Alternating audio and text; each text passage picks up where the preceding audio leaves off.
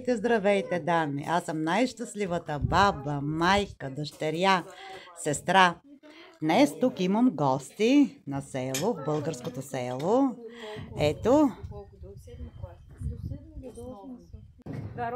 Така. Дечицата, внуците, зетьовете, синовете, снахите, булките. Всичко е тук. И тук баш майстора, където ми асистира за приготвянето на кътмите. Шеф Данчо, здравей! Здравейте, честит празник на всички празнуващи. Именици, жени, рожденици. Тук приготвяме... Чакай, аз нещо съм изпуснала. Кой има рожден ден? Да, по принцип, да. Именници, да. Тодоров ден. Да. Честит празник. Особено и на конния спорт. Днеска навсякъде по България има конни състезания. Ние тук приготвяме яки кътмички. Да. С нищо не отстъпваме някъде какво се случва. Тук на село си е винаги хубаво.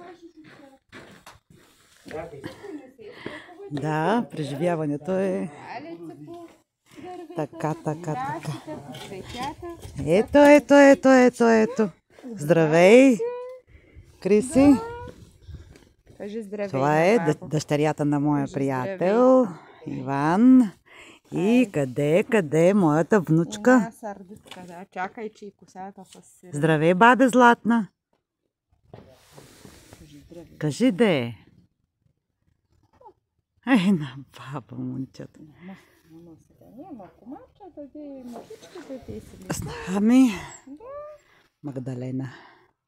Айде. Малко. Прекрасно време. Слънцето огрява. Така се.